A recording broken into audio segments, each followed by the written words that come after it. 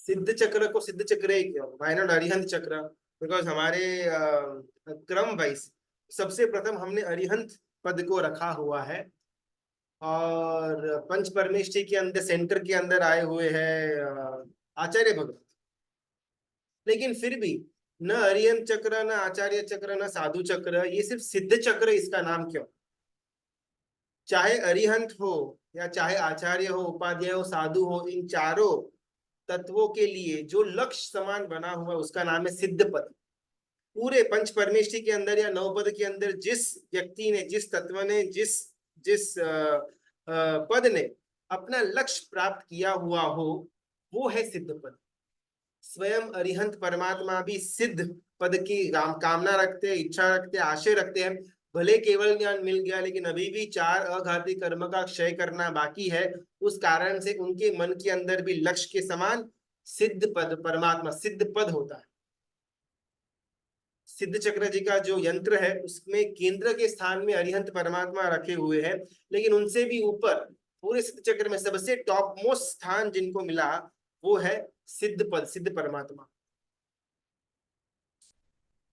लोगस सूत्र के अंदर चंदेसु निम्मलयरा आईचेसु अयम पयासयरा सागर वर गंभीरा सिद्धा सिद्धि मम दी संतु। हे सिद्ध परमात्मा, ऐसी सिद्धि का वर आप मुझे प्रदान करो।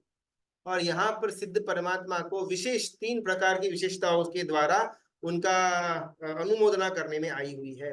चंदेसु निम्मलयरा, चंद्र से भी ज्यादा निर्मल।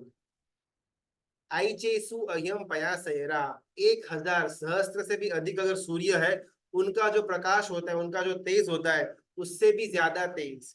सागर वर गंभीरा, सबसे डीप डेप्थ मोस्ट में जो सागर पड़ा हुआ हो, उसकी भी जो गहराई उससे भी ज्यादा अति गंभीर। सागर वर गंभीरा सिद्धा सिद्धि ममदी संस्कृति। जिन भाग्यशालियों ने आज नौपद के अंदर सिद्ध पद की आराधना करी हुई होगी, तो आज बहुत सुंदर एक खमा समण का दोहा शायद स्वाध्याय के अंदर बोलने के अंदर आया हुआ होगा, जो सिद्ध पद की व्याख्या हमारे सामने ओपन अप करता है। रूपातीत स्वभाव जे केवल दंसन नाणी रे, ते ध्याता निज आत्मा होए सिद्ध गुण खाणी रे। यहाँ पर सिद्ध परमात्मा को रूपातीत स्वभाव जे ऐसा विश्लेषण दिया हुआ है।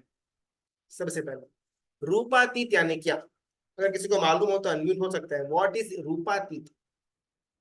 शायद हमने 2-4 बार यहाँ वहां पढ़ा हुआ होगा, और अगर आज हमने 8 खमा समणा और प्रदक्षिणा दी हुई है तो हमने ये पद को 8-8 बार बोला हुआ होगा। इसके अंदर सबसे पहला जो रूपातीत आता है उसका क्या मतलब हो सकता है? व्हाट इज रूपातीत? प्रणाम सर। हाँ, अरूपी। समझा नहीं क्या? अरूपी।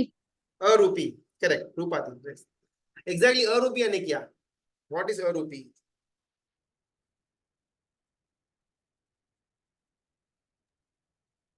रूपातीत जिसका रूप आकार नहीं है, रूप नहीं है।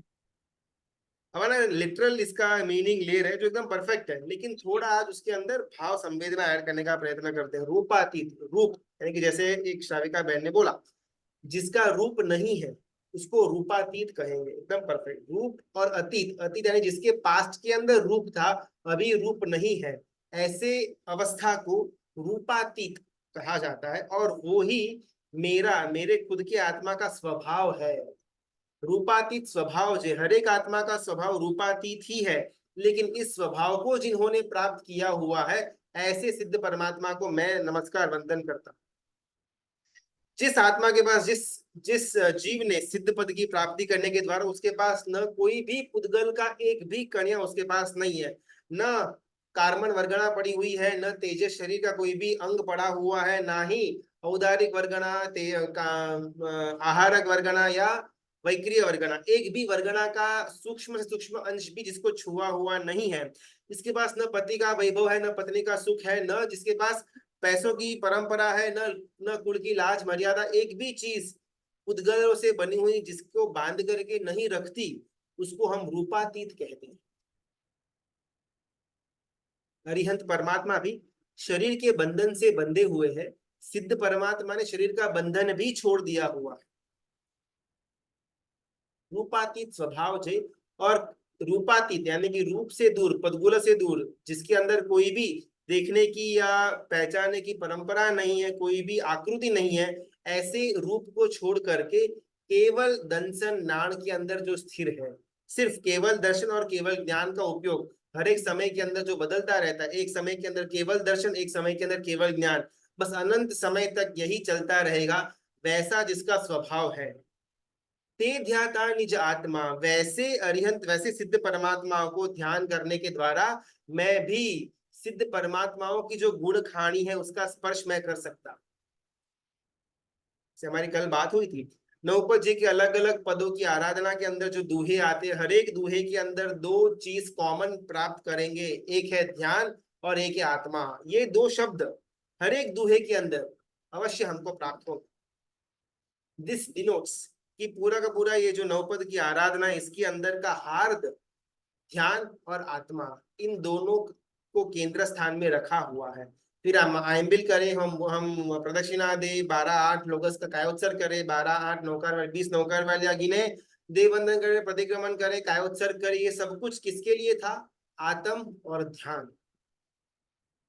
हमारा आयम्बिल तप या हमारा छोटे से छोटा सा एक साथिया 12 खमा समणा, 8 खमा समणा का जो भी हमने क्रिया करी हुई है, वो साधन मात्र है। साध्य इसके अंदर यहाँ गुरु भगवंत प्रकाशित करते हैं, ते ध्याता निज आत्म। जैसे जैसे जीव सिद्ध परमात्मा का स्वभाव, रूपातीत जो स्वभाव है, उसका जैसे जैसे वो ध्यान करना शुरू कर देगा, वैसे वैसे वो जीव खुद सिद्धत्व का महसूस करेगा, सिद्धत्व के पास अपने आप को लेकर के जाएगा। रूपातीत स्वभाव। आज हमको एक हल्का सा एक प्रयत्न करना है। कल हमने अरिहंत पद के दिन द्रव्य गुण और पर्याय के द्वारा अरिहंत परमात्मा का एक संवेदना करने का प्रयत्न किया हुआ था। आज यहाँ पर सिद्ध परमात्माओं को अगर संवेदना करनी है, तो बात आती है कि उनका ध्यान करना आवश्यक होगा। यहाँ पर शायद अपन प्रॉपर्ली ध्यान तो नहीं करवा पाएंगे, लेकिन एक 4-5 मिनट के लिए हम प्रयत्न करते हैं। जिस स्थिति पर जहां पर भी बैठे हुए हैं, उसी जगह पर एकदम सुखपूर्वक, अगर पालकी बांधे तो पालकी, या फिर अगर अर्ध पद्मासन भी अगर हो सकता है तो विशेष है। ऐसा करके अपनी आंखों को बंद करना है, और यहाँ से जो बोलने में आएगा उसका एक चित्र, एक काल्पनिक चित्र हमारे सामने खड़ा हो रहा है, ऐसी अनुभूति हमको लेकर के आनी है। हम इस जम्बू द्वीप के भरतक क्षेत्र के अंदर विराजमान है, और हमसे बराबर ऊपर, असंख्य योजन ऊपर सिद्धशिला आई हुई है। जो सिद्धशिला 45 लाख, 45 लाख योजन वाइड है, और उसका सबसे बड़ा मोटा वाला भाग सिर्फ 8 योजन का थिकनेस वाला है। और धीमे धीमे धीमे धीमे ये 8 योजन पतला होते होते होते होते अंतिम में जब 45 लाख योजन के अंतिम में पहुंचता है, वो एकदम से इकट्ठा हो जाता है। ऐसी सुंदर और निर्मल ये सिद्धशिला का आकार, स्फटिक से बनी हुई ये सिद्धशिला, जिसके अंदर अत्यंत सुगंधी स्मेल वहां से नीचे आ रही है, और बराबर उसके नीचे रहे हुए पंच अनुत्तर विमान के जितने भी देव है, उनको वो सिद्धशिला के साथ रही हुई जो स्फटिक की शिला है, उसमें से आती हुई सुगंध को वो हर एक पल महसूस कर पाते हैं। लेकिन दुर्भाग्यवश उनके आंखों के समक्ष होते हुए भी उस पद की प्राप्ति वो उस भाव में नहीं कर पाते। ऐसी सिद्धशिला हमने नजर के सामने लेकर के आए, और वहां पर एक एक जगह पर जहां जहां पर छोटे से छोटा सा भी हमको गैप दिख रहा है, उस हर एक गैप के अंदर असंख्य सिद्ध आत्माएं विराजमान है। असंख्य सिद्ध आत्माएं वहां पर बैठ करके हमको, हमारे हर एक पर्यायों को केवल दर्शन और केवल ज्ञान के नजरिए से हमको देखने का काम भी करते हैं, और हमारे अनंत पूर्व और शायद असंख्य जो फ्यूचर होगा, उस हर एक क्षण की, हर एक समय को बहुत बारीकी से वो देखने का सामर्थ्य रखते हैं। ऐसे सिद्ध परमात्मा सिद्धशिला के ऊपर विराजमान है। हमको हमारा ध्यान यहाँ तक नहीं अटकाना। अगर सच में हमको सिद्ध पद की आपकी प्रार्थना करनी और सिद्ध पद की अगर हमको कामना है, इच्छा है, तो इससे थोड़ा आगे बढ़ना होगा। बचपन से चाहे हम कितनी भी धर्म की क्रियाएं करते आए हुए हैं, हर एक धर्म क्रिया के अंदर अगर कोई हमको पूछे कि आपका इसके अंदर का मोटिव क्या, तो जनरली हम सबका एक पेटेंटेड शब्द निकलेगा कि मोक्ष के लिए मैं ये आराधना कर रहा हूँ। नौपत जी की आराधना क्यों? मोक्ष के लिए। दान क्यों? मोक्ष के लिए। शील क्यों पालना? मोक्ष के लिए। तप क्यों करना? मोक्ष के लिए। स्वाध्याय क्यों? मोक्ष। परमात्मा की पूजा क्यों? मोक्ष। सामायिक प्रतिक्रमण, कायोत्सर्ग, ये सब कुछ क्यों? मोक्ष, मोक्ष और मोक्ष। जिस सिद्धशिला, जिस मोक्ष के स्थान को हमने हमारा लक्ष्य बांध कर रखा हुआ है, दुर्भाग्यवश उसके बारे में हमको अगर 5 मिनट भी कोई बोलने का कह दे, हम आउट ऑफ इंफॉर्मेशन। ये सिद्ध पद को आज करीबी से जानने का हमको प्रयत्न करना है। ये जो स्फटिक की सिद्धशिला है, 45 लाख योजन पहली और 8 योजन, सिर्फ 8 योजन जितनी उसकी मोटाई है, जो धीमे धीमे धीमे करके पतली होती जाती है। और इसकी जो निर्मलता है, इसका जो प्रकाश है, वो प्रकाश को हम हमारे काल्पनिकता के अंदर लेकर के आते हैं और यहाँ पर विराजमान सिद्ध परमात्माओं को, उनके आत्मा तत्व को मैं महसूस कर पा रहा हूँ, मैं अनुभव कर पा रहा हूँ। 14 राजलोक का वो फोटो, उसमें एकदम से नीचे जो सातवीं नरक है, तम तम प्रभा नाम की नरक, वहां पर भी हमको सिद्धशिला नजर में आ रही है। छठी नरक के अंदर भी हमको सिद्धशिला नजर में आ रही है। 5वीं नरक के अंदर भी हमको सिद्धशिला नरक में नजर में आ रही है। चाहे वो रत्न प्रभा हो, शर्करा प्रभा हो, वालु प्रभा हो, तम प्रभा हो, हर एक नरक के पोजिशंस के अंदर हमको काल्पनिक तौर से ये सिद्धशिला नजर में आ रही है। इसके पीछे का रीजन ये, जो जीव मुक्त हो चुके हैं उनको तो हम सिद्ध परमात्मा की तरह मानते हैं, पूछते हैं, वंदन वगैरह करते हैं, लेकिन खरी एक्चुअल में सिद्ध पद की अगर हमको आराधना करनी है तो जीव मात्र के अंदर सिद्ध का दर्शन करना शुरू कर देना चाहिए। चाहे वो हमारे घर परिवार वाले हो, चाहे हमारे दोस्त हो, हमारे कल्याण मित्र हो, हमारे अकल्याण मित्र हो, चाहे वो तिर्यंश के जीव हो, चाहे वो निगोद का अनंत माँ भाग में रहा हुआ जीव हो, चाहे वो नरक का जीव हो, देवलोक का जीव हो, व्यंतर का जीव हो, या चाहे हमारा खुद का जीव हो, हर एक जीव के अंदर सिद्धत्व पड़ा हुआ है। चाहे अभवी जीव हो या भवी जीव हो, चाहे निगोद के अंदर का जीव हो या 84 लाख योनि में घूमने वाला जीव हो, चाहे परिवार का जीव हो या हमारा खुद का जीव हो, हर एक जीव के पास बाय डिफॉल्ट सिद्धत्व पड़ा हुआ है। उस सिद्धत्व को कुछ अलग अलग पुद्गलों के द्वारा आवरण करने में आया हुआ है, जिस कारण से हमारे भले लब्धि के अंदर वो पड़ा हुआ है, उसका उपयोग हम नहीं कर पा रहे। जैसे दो लाइट बल्ब है, एक लाइट बल्ब का प्रकाश बाहर आ रहा है और वही कंपनी का एक और लाइट बल्ब है जो चालू भी है, लेकिन उसका प्रकाश बाहर नहीं आ रहा, बिकॉज सेकेंड वाला जो लाइट बल्ब है उसके ऊपर 8 अलग अलग डिब्बे आए हुए हैं। 4 डिब्बे लोहे के बने हुए हैं और 4 डिब्बे कांच के बने हुए हैं। अगर बाहर प्रकाश आना का उद्देश्य है, बाहर प्रकाश चाहिए, तो सबसे पहले 4 जो लोखंड के, जो लोहे के डिब्बे हैं, उसको निकालना पड़ेगा, तो ऑटोमेटिकली प्रकाश बाहर आ जाएगा। सिमिलरली हमारा आत्मा भी 8 कर्मों से लिपटा हुआ है, 8 उद्गलों से, जो कार्बन वर्गना के अलग अलग अलग अलग वेरिएशन से 8 कर्मों के रूप में, उन 8 कर्मों से मेरा आत्मा भी लिप्त है, जिस कारण से अंदर में रहा हुआ सिद्धत्व बाहर नहीं आ पा रहा। मेरे और सिद्ध के जीव में कोई फर्क नहीं है, उनका भी वही वॉट का, वही कंपनी का बल्ब है जो मेरे अंदर बल्ब चमक रहा है। फर्क इतना, मेरे ऊपर 8 डिब्बे पड़े हुए हैं, उनका जो बल्ब है वो डिब्बों से रहित हो चुका है। जीव मात्र के अंदर जब मुझे सिद्धत्व के दर्शन करना शुरू हो जाएगा, वहां से मेरी सिद्ध की यात्रा चालू हो जाएगी। ये मेरा, ये पराया, ये मेरे घर का, ये आपके घर का, इसको मैं मेरा मानता हूँ, इसको मैं मेरा नहीं मानता, जहां जहां पर हम ये भेद लेकर के आते हैं, वहां वहां पर हम अपने खुद की सिद्धत्व से दूर जा रहे हैं।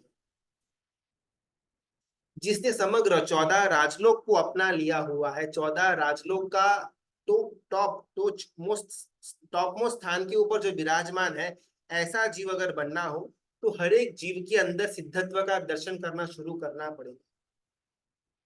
हमने जब कुछ समय पहले सूत्र अर्थ के अंदर लोगस सूत्र का स्वाध्याय जब किया हुआ था, तब 8 रोचक प्रदेश की बात आई हुई थी, जो हमारा सेकंड नंबर का चक्र है, जिसको हम स्वादिष्ठान चक्र कहते हैं, उस चक्र के इर्द गिर्द आया हुआ है हमारे 8 रोचक आत्मा प्रदेश। जिन आत्मा प्रदेशों के ऊपर अनंत काल में कभी भी कार्बन वर्गना चिपकी नहीं है, और शायद अनंत काल भी आगे हो जाएगा फिर भी उनके ऊपर कार्बन वर्गना चिपक नहीं सकती, ऐसे 8 रोचक प्रदेश मेरे पास भी है। और ये ही 8 रोचक प्रदेश यानी कि जो आत्मा प्रदेश है, जिनके अंदर कभी भी कार्बन वर्गना चिपकी नहीं हुई है, जब ये रोचक प्रदेश कंप्लीटली अपना इफेक्ट, अपना असर, अपना इन्फेक्शन हमारे बाकी आत्मा प्रदेशों के ऊपर स्प्रेड आउट कर देंगे, हमारा आत्मा प्रदेश ऑटोमेटिकली कर्म से मुक्त बन जाएगा और हम सिद्ध पद की प्राप्ति कर लेंगे। तो हम सब के अंदर भी आंशिक रूप में सिद्धत्व पड़ा हुआ है, चाहे निगुद का जीव हो, अभव्य जीव हो, जाति भव्य जीव हो या भव्य जीव हो, हर एक जीव के पास ये 8 रोचक प्रदेश बाय डिफॉल्ट अनंत काल से है। जब से आत्मा नाम का अस्तित्व था उस समय से ही ये 8 रोचक प्रदेश हम सबके पास पड़े हुए हैं। बस इसको पहचानना है, इसके अंदर की जो शक्ति है उसको समग्र आत्मा प्रदेशों के अंदर स्प्रेड हो, ये भावना के साथ उसका ध्यान करें, मैं सिद्ध बन जाऊंगा। सिद्ध पद का ध्यान करते करते सिद्ध पद की प्राप्ति, ये आज का सिद्ध पद हमको सिखाता है। चंदेसु निम्मलयरा आइचेसु अयम पयासैरा सागर वर गंभीरा सिद्धा सिद्धि मम दी संतु। हे सिद्ध परमात्मा, आपके जैसी निर्मलता, आपके जैसा प्रकाश और आपके जैसा गंभीर गुण, इसकी मुझे आवश्यकता है। यहाँ पर सिद्ध पद में आज हम ये 3 गुणों को मुख्यत्व लेकर के आगे बढ़ते हैं। ऐसे तो सिद्ध के 8 गुण होते हैं, और हमने कर्म ग्रंथ का जब स्वाध्याय किया हुआ था तब डिटेल में हमने ये 8 गुणों का स्वाध्याय भी किया हुआ था, शायद हमको मालूम न हो, लेकिन एक एक कर्म जिस एक एक गुणों का आवरण करता है, वो एक एक गुण इज इक्वल टू सिद्धत्व का गुण। ज्ञानावरणीय कर्म हमारे अंदर अनंत ज्ञान को ढकने का काम करता है, तो अनंत ज्ञान इज इक्वल टू सिद्ध का पहला गुण। अनंत दर्शन, अनंत वीर्य, अनंत चरित्र, अव्याबाद स्थिति, अगुरु लघु, ये सब कुछ सिद्ध परमात्मा के 8 गुणों के अंदर आता है। एक एक कर्म एक एक गुण को ढकने का काम करता है, और जब 8 के 8 कर्म निकल जाएंगे ऑटोमेटिकली 8 के 8 गुण प्रकट हो जाएंगे, जो सिद्ध परमात्मा के गुण कहे जाते हैं। उसके अलावा संवेदनात्मक रूप के अंदर लोगस सूत्र के अंदर सिद्ध परमात्माओं को 3 विशेषताओं के द्वारा अनुमोदना करने में आई हुई है: निर्मलता, प्रकाशकता और गंभीरता। आज ये एक एक गुण को हम किस प्रकार अडॉप्ट कर सकते हैं हमारे स्टेट, हमारे लेवल के अंदर, उसकी बात आज हमको करनी है।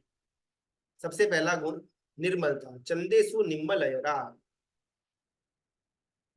चंद्र से भी ज्यादा निर्मल सिद्ध परमात्माओं का स्वरूप। चंद्र ऐसा देखने जाए ना तो प्रकाशकता के एंगल से सूर्य ज्यादा प्रकाशक, लेकिन निर्मलता चंद्र की ज्यादा। भले प्रकाश चंद्र के अंदर कम है, लेकिन पूनम की रात्रि को अगर हम चंद्र के सामने देखें तो ऑटोमेटिकली हमारे अंदर शीतलता, निर्मलता, एक शांति का अनुभव, एक सुख का अनुभव हमको होता है, बिकॉज चंद्र के अंदर वो कैपेसिटी है कि सामने वाले को वो निर्मलता दे सकता है। ऐसे कई सारे असंख्य चंद्र मिलने पर जो निर्मलता प्राप्त होती है, उससे भी कई अधिक गुना ज्यादा निर्मलता सिद्ध परमात्माओं के पास गुण के रूप में पड़ी हुई रहती है। मल का अभाव इज इक्वल टू निर्मलता। मल यानी कि कचरा। कचरा भी 2 प्रकार का होता है, एक द्रव्य रूपी कचरा और एक भाव रूपी कचरा। द्रव्य रूपी कचरा का यानी कि जो काया से निकलता हुआ जो हमारा अलग अलग स्वेट है, हमारा थूक है, हमारा मल मूत्र है, इसको हम द्रव्य कचरा कहेंगे। और विषय, वासना, कषाय, अतृप्ति, मोह, राग, द्वेष, ये सब कुछ भाव मल कहा जाएगा। सिद्ध परमात्मा इन दोनों मलों से दूर है, उनके पास न शरीर है, न तेजस है, न कार्बन है। अगर तेजस कार्बन शरीर ही नहीं है तो बाहर में औदारिक या वैक्रिय या आहारक शरीर का आने का कोई संभावना रहती ही नहीं। इस कारण से उनका द्रव्य भी एकदम शुद्ध है, बिकॉज द्रव्य है ही नहीं तो वो कभी भी मल उत्पन्न कर नहीं पाएगा। और भावों के अंदर न विषय वासना, न कषाय, न राग, न द्वेष, न मोह, इस कारण से उनका भाव भी निर्मलता का प्रतीक माना जाता है। हमको ये हुआ सिद्ध परमात्मा की बात, लेकिन आज हम प्रयत्न करेंगे कि साइमल्टेनियसली साइड बाय साइड हम हमारी बाजी को भी कंपेयर करते चले। धन के क्षेत्र में तो हम सबको निर्मलता पसंद है। गर्मी के दिनों में खास करके एक एक बार, दो दो बार, कई सारे पुण्यशाली तीन तीन बार स्नान करने का आग्रह रखते हैं कि भाई एकदम फ्रेश हमको फील आना चाहिए। बिल्कुल भी पसीना, बिल्कुल भी चिपचिप अगर हमको होता है, वी कैनॉट टॉलरेट। अगर एक का दो बार भी स्नान करना पड़ेगा, हंसी खुशी हम कर देंगे, साबुन शैम्पू घिस घिस कर करेंगे, बिकॉज तन के क्षेत्र की निर्मलता का आनंद वो हमको पसंद है। वस्त्र अगर हमारे मैले होते हैं तो हम एकदम से कॉन्शियस हो जाते हैं, फटाफट वस्त्रों को बदल देते हैं, बिकॉज हमको अस्वच्छ वस्त्र बिल्कुल भी पसंद आते नहीं। हम हमारे तन के ऊपर आए हुए कपड़े की और हमारे आसपास का जो भी क्षेत्र है उसमें स्वच्छता को पसंद करते हैं। अगर बाजू में धूल मिट्टी वगैरह पड़ा हुआ है तो शायद हम बैठना पसंद नहीं करेंगे, और अगर बैठना है तो साधारण से हम उसको साफ करके बैठेंगे, इतनी हमारे अंदर अकल पड़ी हुई है, बिकॉज तन की शुद्धता उसकी प्रायोरिटी हमने ज्यादा रखी हुई है। हरिभद्र महाराजा अपने अष्टक प्रकरण ग्रंथ के अंदर कहते हैं कि निर्मल मन वो आंतरिक संपत्ति है। जो संपत्ति क्रोध आदि दोषों लूट करके चले जाते हैं, वो संपत्ति एक बार हाथ से चली गई, फिर वो जीव जिंदा रहे या भव भ्रमण करता रहे, कोई फर्क नहीं पड़ता। एक बार आंतरिक संपत्ति लूट गई, कषायों ने, विषयों की वासनाओं ने अगर हमारे अंदर की शुद्धता को लूट कर ले गए, फिर चाहे हम बाहर से कितने भी फ्रेश या स्वच्छ रहे, उसका कोई फर्क नहीं पड़ता। मलिन वस्तु यानी कि विष्टा के बीच अगर हम बैठे हैं, या मलिन व्यक्ति, खूनी दरिद्र व्यक्ति के बीच में अगर हम बैठे हुए हैं, उससे हमारी दुर्गति निश्चित नहीं होती। लेकिन अगर हमारा मन मलिन है तो दुर्गति निश्चित है। हम निर्मल स्थान पर बैठे हुए, एकदम स्वच्छ, हमने एकदम झाड़ू पोटा पच्चा करके रखा हुआ है, ऐसे स्थान पर हम बैठे हैं, हम निर्मल व्यक्ति यानी कि सज्जनों के बीच में बैठे हुए हैं, इससे हमारी सदगति निश्चित नहीं होने वाली। लेकिन अगर हमारा मन निर्मल है तो सदगति निश्चित है। द्रव्य रूपी हम जो शरीर को सजने संवरने की काम करते हैं, उससे हमारा कोई ज्यादा लंबा भला नहीं होने वाला। लेकिन उससे भी ज्यादा इंपॉर्टेंट है कि हम हमारे मन के अंदर निर्मलता लेकर के आए। आज का सिद्ध पद का दिन हमको ये सूचना देता है।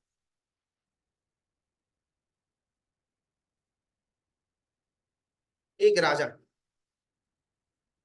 उसके पास चार सेवक वणिक थे, यानी कि जो कपड़े बनाने का काम करते हैं, वैसे चार वणिक उसके पास थे, जो कपड़े बनाने की क्रिया के अंदर उन्होंने गोल्ड मेडल हासिल किया हुआ था। पूरे आजू बाजू के नगरों के अंदर ये चार वणिकों से ज्यादा उत्तम कपड़े बनाने का सामर्थ्य, टैलेंट किसी के पास नहीं था। वो चार वणिक इस राजा के पास थे। अब इस राजा को हुआ कि मेरे पास अगर इतने सुंदर कारीगर है, तो मेरे पास ऐसी कोई पोशाक होनी चाहिए जो किसी और के पास नहीं और कोई और बना भी न पाए। तो ये राजा ने अपनी मांग, अपनी डिमांड अपने चार वणिकों के पास रखी कि आप लोग भी अपने अपने क्षेत्र के अंदर बहुत मंजे हुए खिलाड़ी हैं, तो मेरी आज्ञा है कि आप मेरे लिए ऐसा कुछ बनाओ कि वैसा वस्त्र परिधान करने वाला कोई भी अब तक न हुआ हो, और मेरे अलावा और कोई उसको परिधान कर भी ना पाए। चार वणिक, वणिक बुद्धि थी, थोड़ा इंटेलिजेंट थे, दुविधा के अंदर आ गए कि राजा ने ऐसी मांगनी तो कर ली, लेकिन चाहे हम कुछ भी बनाएंगे, उसका रेप्लिकेशन करना तो बहुत इजी हो जाएगा। अभी राजा रोज आकर के उनको पूछता था, आपका सोचने का कहाँ तक पहुंचा, मुझे कब तक पोशाक मिल पाएगा। डेली का ऊपर से स्ट्रेस और प्रेशर आ गया डेडलाइन को पूरा करने का, और ये वणिक लोगों ने मिल करके अपनी बुद्धि आजमाई। उन्होंने बोला राजा को कि भाई राजन, खर्च बहुत ज्यादा होगा। राजा बोला कबूल है, आपके पास जितने भी घरेणे हैं, सोना है, रत्न है, उसका अर्क लेकर के हमको कपड़ा बनाना पड़ेगा। राजा बोला मंजूर है, हमको इसमें बहुत सारे महीने भी लग सकते हैं। राजा बोला मंजूर है, कबूल है, कबूल है, कबूल है। और इन वणिकों ने अपना काम शुरू किया। हफ्ते महीनों के अंदर परिवर्तित हो गए, जैसे एक एक महीना ज्यादा था, कोई ना कोई एक वणिक आकर के रत्नों का बहुत बड़ा बोरिया बोरिया वहां से राजकोष किससे भर करके जाता था। मंत्री लोग जो थे वो भी दुविधा के अंदर आ गए कि पागल बैठा है राजा, इस प्रकार तो ये वणिक पूरा पूरा धन लूट करके चले जाएंगे और सामने कुछ आता भी तो है नहीं। 5-5 6-6 महीने हो गए, राजा का जो कोष था वो ऑलमोस्ट खाली हो गया। राजा भी अभी बहुत ज्यादा अधीरा हो गया कि अब तक नहीं हुआ, 5-5 6-6 महीने हो गए, इतना रत्न मैंने दिया हुआ है। और सारे वणिकों को राज दरबार के अंदर बुलाया कि अभी बहुत हो गया, आपको मेरे को बोलना पड़ेगा कि भाई आप कब तक मुझे मेरा पोशाक दे पाओगे। वणिकों ने बोला, सर देखो राजन, हमने आपको पहले ही बोला हुआ था कि ये पोशाक रेडी करने के अंदर बहुत सारे महीने भी लग सकते हैं। आपने कबूल है बोला हुआ, तो इसी कारण से हमने ये काम उठाया हुआ है। लेकिन अब चिंता मत करना, बहुत ही कम हफ्तों के अंदर अंदर आपको आपका पोशाक मिल जाएगा, लेकिन एक कंडीशन है। राजा की आतुरता बढ़ती है कि हाँ चलो फाइनली मेरे को मेरा पोशाक पहनने को मिलेगा। और राजा पूछता है कि बोलो आपकी क्या कंडीशन है, मेरे को सारी हर एक कंडीशन मंजूर है। और ये वणिक उनको कहते हैं कि देखो भाई, आपको हम दे तो देंगे पोशाक, लेकिन ये पोशाक हमने ऐसी सुंदर बनाई हुई है, इसके अंदर इतने सारे हमने मंत्र तंत्र रत्नों का भस्म वगैरह डाला हुआ है कि बहुत ज्यादा पवित्र है। अगर आपने आपके जीवन में एक भी बड़ा पाप किया होगा तो आपको ये पोशाक नजर में नहीं आएगा। अगर आपने छोटे मोटे पाप ठीक है, अगर उतना ही किया हुआ है तो आपको ये पोशाक नजर में आएगा, लेकिन अगर आपने बहुत बड़ा पाप अपने जीवन के अंदर एक भी किया हुआ होगा, then you will not be able to see the costume. राजा उस समय इतना ज्यादा अधीराई पने के अंदर था, हाँ ठीक है ठीक है ठीक है, आप फटाफट लेकर के आ जाओ, जो होगा देखा जाएगा। और वणिक गए, 2-4-6 हफ्ते के बाद वो पोशाक को डिब्बे के अंदर पैक करके लेकर के आते।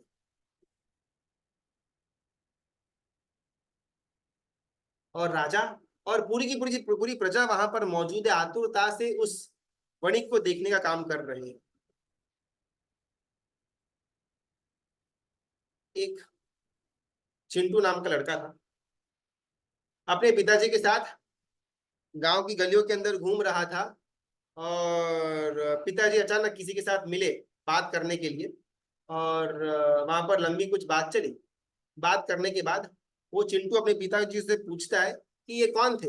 और पिताजी ने कहा, इसको औपचारिक मिलन कहते हैं, फॉर्मेलिटी कहते हैं। भाई चिंटू 4-5 साल का था, उसको ये फॉर्मेलिटी औपचारिक मिलन वगैरह का अर्थ मालूम नहीं था। उसने पूछा कि पापा इसका अर्थ क्या होता है। पापा बोलते हैं, बेटा तुझे अभी समझ में नहीं आएगा, अब आप प्लीज बोल दो ना, मैं समझने का प्रयत्न करता हूँ। बेटा अभी तू छोटा है, थोड़ा बड़ा होगा ना अपने आप तेरे को मालूम पड़ जाएगा। और चिंटू बोलता है, पापा आप तो बोल रहे थे सुबह कि अब तो तू बड़ा हो चुका हुआ है, अभी चड्डी नहीं फुल पैंट पहनने का समय आ गया हुआ है, अभी तो आप मेरे को बोल दो। जिस प्रकार वो चिंटू का आग्रह था फॉर्मेलिटी या औपचारिक मिलन का अर्थ जानने के लिए, सिमिलरली यहाँ पर ये घटना हो रही है हमारे राज्य दरबार के अंदर। राजा जो है वो इक्वली आतुर है कि पोशाक पोशाक पोशाक। और वो चार वणिकों ने मिल करके डब्बे के अंदर से एक पोशाक बाहर निकाली। चारे लोगों ने चार चार अलग अलग एंड छेड़ा पकड़ लिया और पोशाक सामने रखी। राजा देख रहा है, कुछ दिख ही नहीं रहा, लेकिन अभी एक्सेप्ट कैसे करे, बिकॉज पहले ही वणिकों ने बोला हुआ था कि अगर आपने जीवन के अंदर अगर एक भी बड़ा पाप किया होगा तो आपको ये पोशाक नजर में नहीं आएगी। अगर अभी वो बोल दे कि पोशाक मुझे नजर में नहीं आ रही, तो प्रूव हो जाएगा कि मैं तो बहुत बड़ा पापी हूँ। मनडानी माया काजे करवा पड़े छे स्वामी, डगले ने पगले नवा रूप संसार मा। संसार में रहने के लिए हर एक डगले और पगले हर एक स्टेप में मन को अलग अलग माया करनी पड़ती है। घर में एक प्रकार का मन, ऑफिस में एक प्रकार का मन, दोस्तों के साथ एक प्रकार का मन, जिन मंदिर में एक प्रकार का मन, होटल के अंदर एक अलग प्रकार का मन, थिएटर के अंदर अलग प्रकार का मन, प्रवचन के अंदर, स्वाध्याय के अंदर, कौशक के अंदर, प्रतिक्रमण के अंदर अलग प्रकार का मन। और हम हर एक क्षेत्र में बहुत अच्छी तरह माया कर लेते हैं। ये चार वणिकों ने जो वस्त्र सामने ओपन अप किया, वो वस्त्र तो दिखा तो नहीं, और राजा लेकिन उस समय इसको एक्सेप्ट कैसे करेगा, बिकॉज अगर बोल देगा नहीं दिखता है तो पापी कहलाएगा। उस समय नाटक करता है कि हाँ हाँ हाँ क्या बात है, बहुत सुंदर आपने पोशाक बनाई हुई है, मैं क्लियरली देख पा रहा हूँ, उसमें देखो वहां पर वो रत्न लगा हुआ है, यहाँ पर ये सोने की चेन आपने डाली हुई है, आई कैन सी, बहुत ही अद्भुत पोशाक है। अभी ये जो राजा की दुविधा थी, इसी दुविधा के अंदर राज्य दरबार में उपस्थित हर एक प्रजाजन और मंत्री भी फंस गए। राजा को पोशाक दिख रही है, अपने को तो कुछ भी नहीं दिख रहा, तो अपन भी पापी कहलाएंगे अगर हमको, हमने ये इन्फॉर्म किया कि यहाँ तो कुछ दिख नहीं रहा। तो राजा का जो पागलपन था उसके अंदर प्रजा भी एड ऑन हो जाती कि हाँ हाँ राजन, बहुत सुंदर पोशाक ये वणिकों ने बनाए हुए आपके लिए, शायद ऐसा पोशाक किसी भी और नगर में कोई भी नहीं बना पाएगा। और ये राजा वो पोशाक, काल्पनिक पोशाक, उसको लेकर के अपने रूम में जाता है, अपने पहने हुए कपड़े निकाल करके वो काल्पनिक पोशाक पहन करके बाहर आता है। पूरे पूरे नगर की प्रजा वहां पर इकट्ठा हुई थी नीचे, और उनकी जो बालकनी रहती है, व्यूइंग व्यूइंग गैलरी, वहां पर ये राजा अपनी काल्पनिक पोशाक पहन करके खड़ा है। पूरी प्रजा को मालूम है कि भाई इसके पीछे स्टोरी क्या बनी हुई है, लेकिन कबूलात कैसे करें। पूरी प्रजा वहां पर वाह वाह वाह वाह, राजा कितने सुंदर दिख रहे हैं, बहुत ही अद्भुत पोशाक बनाई हुई है, राजा का जय जयकार हो, वो वणिकों का जय जयकार हो, ऐसे ऐसे गूंजनाद चल रहे हैं। वो भीड़ के अंदर वही चिंटू जो 4 साल का था वहां पर आ टपका, और वो चिंटू जोर से बोलता है कि राजा नंगा क्यों खड़ा है। उस समय राजा को खुद की बेढंगी स्थिति का भान हुआ, फटाफट महल के अंदर गया और अपना पोशाक पहन लिया। हमको चाहिए वो बालक जैसी निर्मलता। हमारी उम्र बढ़ गई, हमको ज्ञान मिल गया, डिग्री मिल गई, पदवी मिल गई, संपत्ति मिल गई, लेकिन ये सब कुछ मिलने के बावजूद भी अभी भी हमारे अंदर निर्मलता का कोई स्थान नहीं। अनंत तीर्थंकरों ने अगर आज्ञा दी हुई है तो यही कि अपने मन को स्फटिक के जैसा निर्मल बनाओ, बस। अगर एक बार ये निर्मलता, ये कोमलता, ये रुजुता हमारे अंदर आ गई तो जीवन मुक्त हम बन जाए। बात आती है कि भाई ये निर्मलता आएगी कहां से। चलो, निर्मलता चाहिए, उसका ये इंपॉर्टेंस वगैरह है, लेकिन हाउ टू ब्रिंग निर्मलता। यहाँ पर बहुत सुंदर बात आती है श्रीपाल महिला जी के रास के अंदर, कि जब जब हमको तत्व की जान ज्ञान मिलेगा, जब जब तत्व हमको जानने के लिए मिलेगा, हमारे अंदर ऑटोमेटिकली निर्मलता आएगी। छिपा राजा का रास अगर हमने पढ़ा हुआ हो, उसकी मूल पंक्तियों के अंदर जो गुजराती भाषा के अंदर महोपाध्याय यशो विजय जी महाराजा और विनय विजय जी महाराजा ने रचना करी हुई है, तो उसमें स्टार्टिंग की एक कड़ी के अंदर मैना सुंदरी ने किसका अभ्यास किया हुआ था निर्मलता की प्राप्ति करने के लिए, वो कड़ी बहुत सुंदर प्रकार से गुरु भगवंत ने लिखी हुई है। मैना सुंदरी अति भली, जाने जिन सिद्धांत, स्यादवाद तस मन वस्यो, अवसर असत्य एकांत। स्यादवाल की पढ़ाई उसने करी हुई है जिसके अंदर वो जानती है कि एकांत वो असत्य है।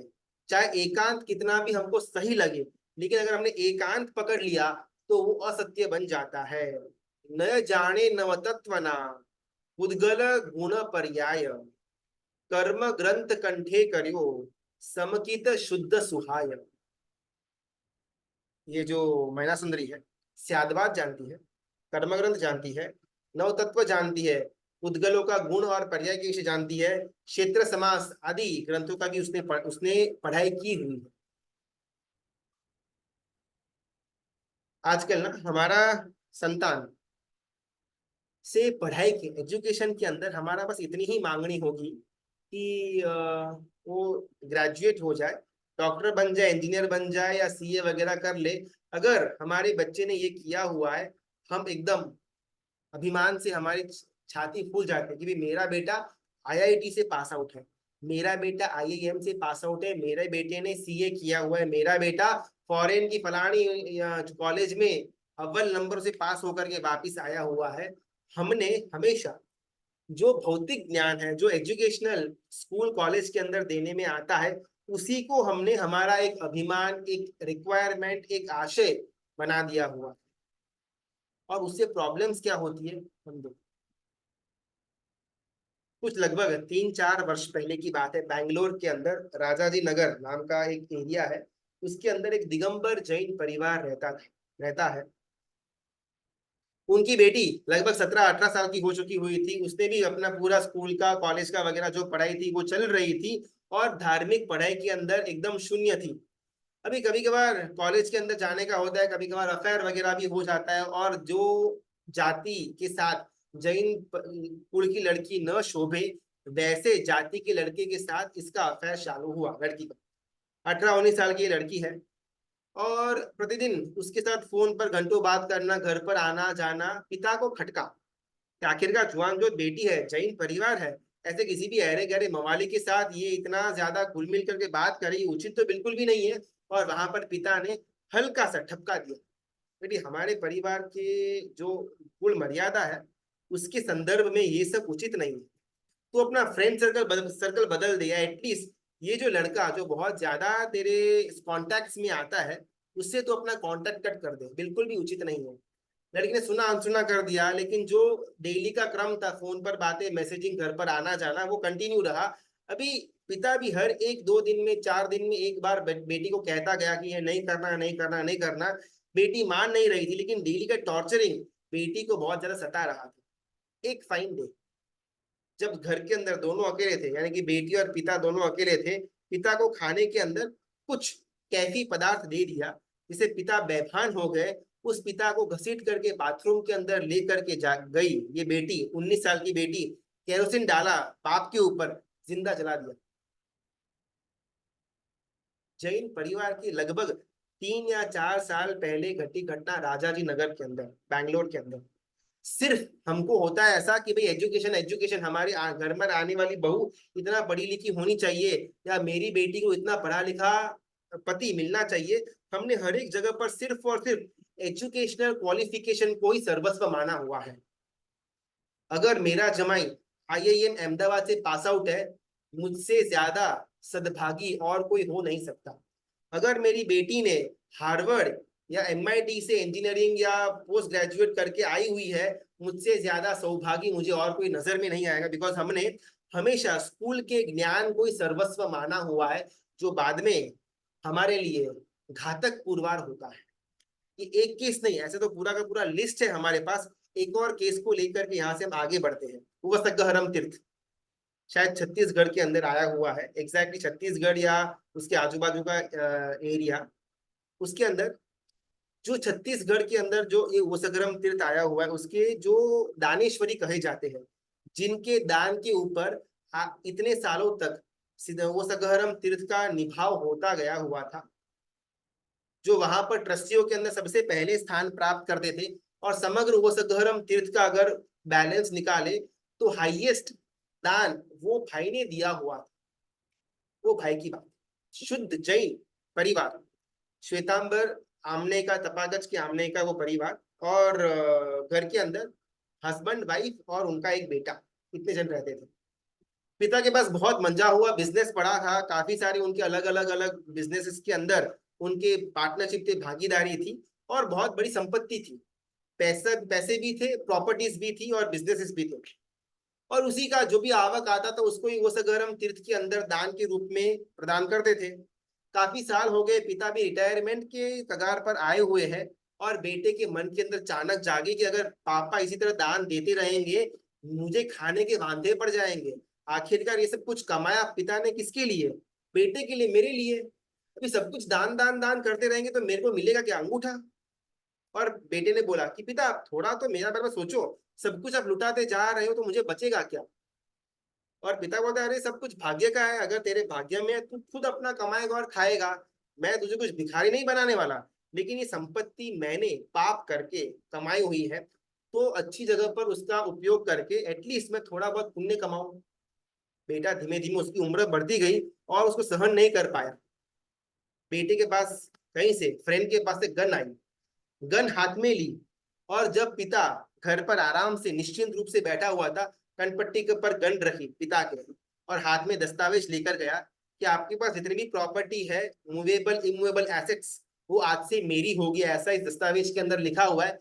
चुपचाप इसको साइन कीजिए, वरना अभी उस घर के अंदर उसकी माता भी बैठी हुई थी। माता फटाफट ये जो हल्ला हो रहा था वो सुन करके बाहर के रूम में आई, और जो गन और पिता थी उसके बीच में माता खड़ी हो जाती है कि नहीं, ये अहित मैं नहीं होने दूंगी।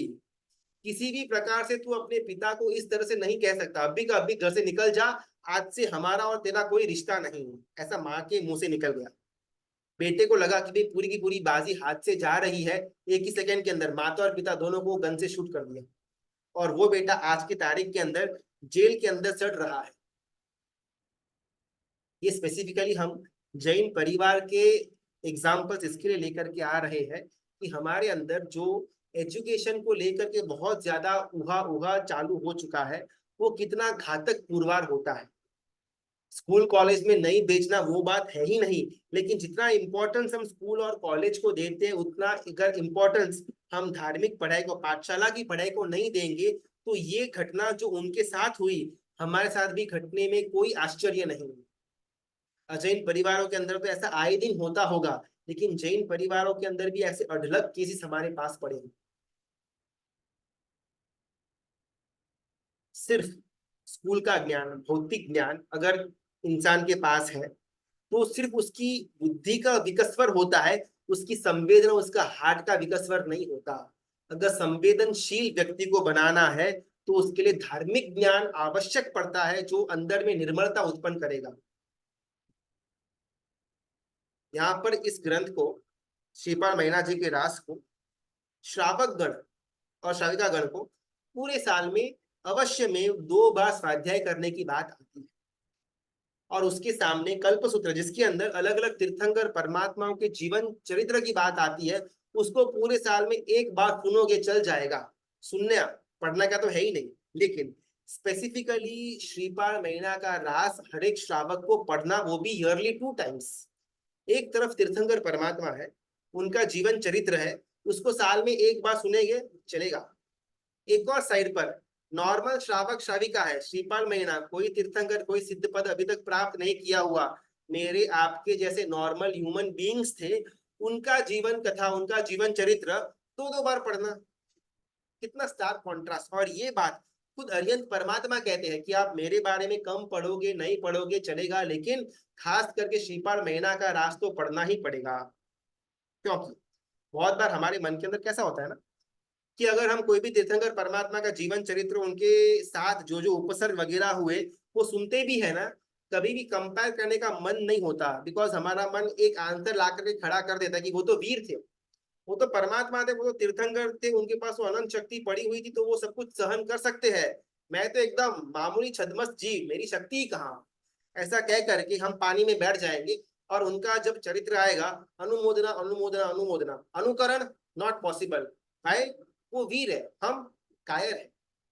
ऐसा कह करके हम एकदम से शांति से समाधि से बैठ जाते हैं। ऐसा न हो, इस कारण से हमारे समकक्ष, हमारी अवस्था में ही रहे हुए जीवों की जो घटना है, जो कथा है, अगर बार बार हमारे पठन में आती रहेगी, तो कहीं ना कहीं हमारे अंदर चेंजेस शुरू होगा। ये जो भी हम स्वाध्याय में लेते हैं, या फिर जो भी श्रीपाल महीना जी के रास के अंदर गुरु भगवंतों ने लिखा हुआ है, वो सिर्फ सुनने के लिए नहीं है। सुना, अच्छा लगा, अनुमोदना की, सो गए, सब बाष्पीभवन हो गया, बिल्कुल भी नहीं। इसके लिए हमारी एक्सरसाइज नहीं है।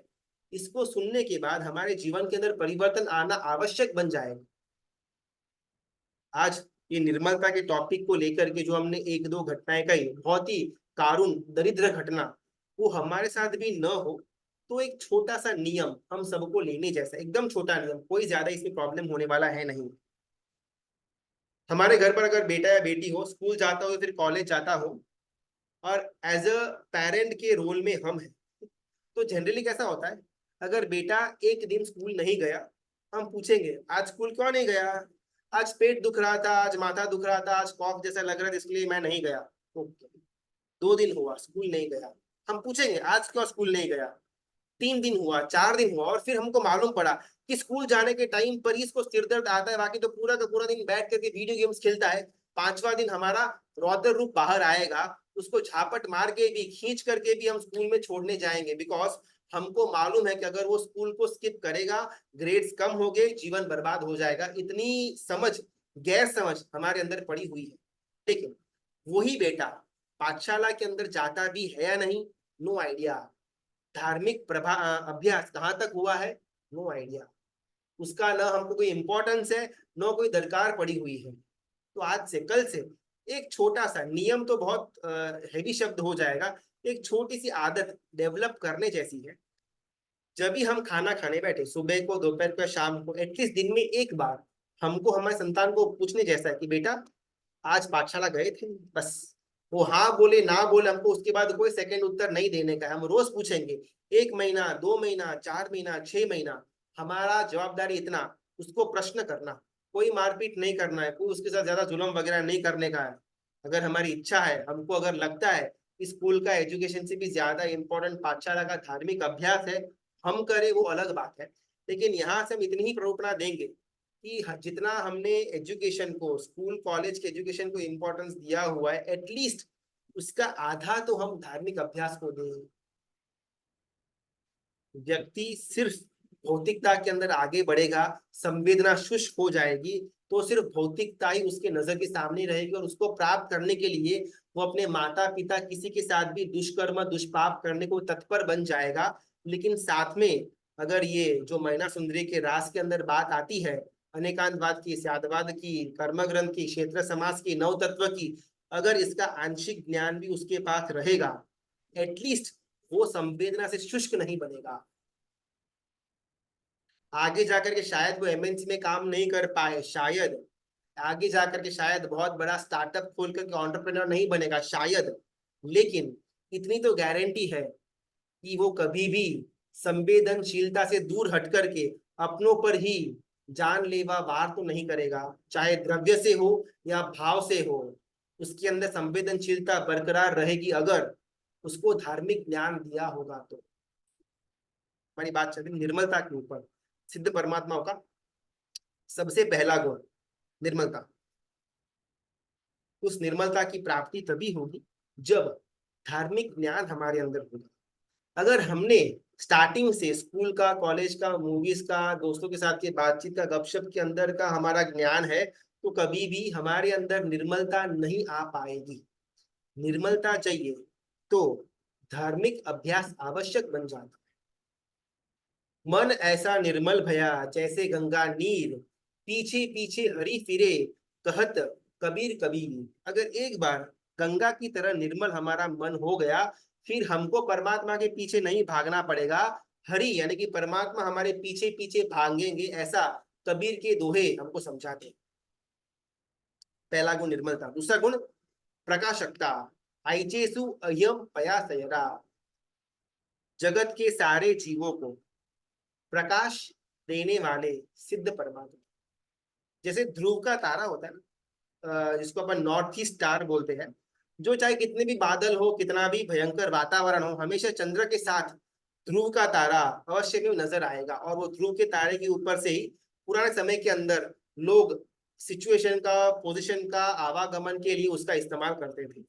सिमिलरली सिद्ध परमात्मा भी प्रत्येक साधना के अंदर का ध्रुव बिंदु है।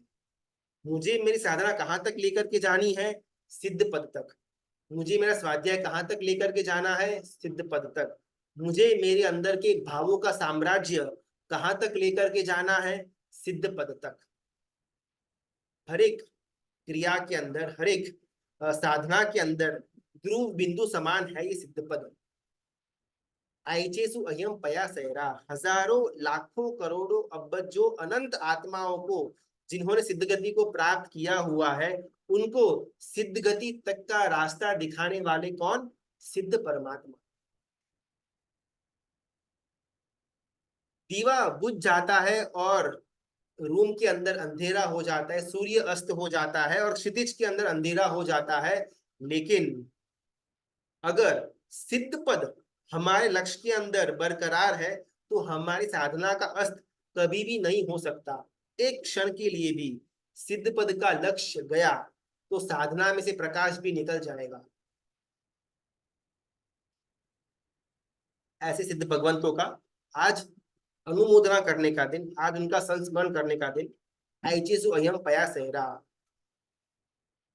उनका तीसरा गुण है गंभीरता। आज थोड़ा अपना समय की मर्यादा है, फटाफट अपन आज ये सिद्ध पद को जानने का प्रयत्न करते हैं। तीसरा महागुण उनका सागर वर गंभीरा, सागर के समान गंभीर। कभी भी ना सागर का जो गहराई है उसको हम नाप नहीं पाएंगे।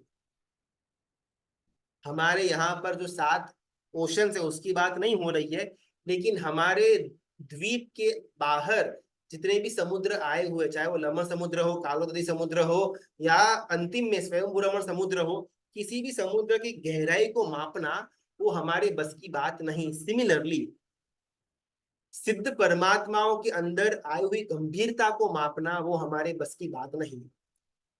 प्रश्न आता है कि मोक्ष के अंदर कौन सी गंभीरता, वहां तो कुछ है ही नहीं।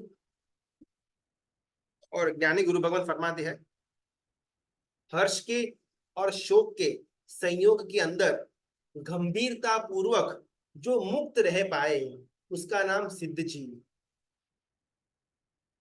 कोई भी एक भी सिद्ध जीव के पास अनंत जीवों के अनंत भूतकाल अनंत भविष्य काल का पिक्चर सामने रहता है।